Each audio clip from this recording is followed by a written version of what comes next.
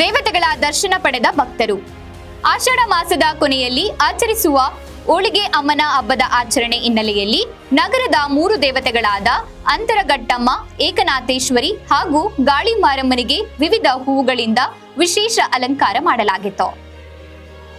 ನಗರದ ವಿವಿಧ ಭಾಗಗಳಿಂದ ಆಗಮಿಸಿದ್ದ ಭಕ್ತರು ದೇವತೆಯ ದರ್ಶನ ಪಡೆದು ಪುನೀತರಾದರು.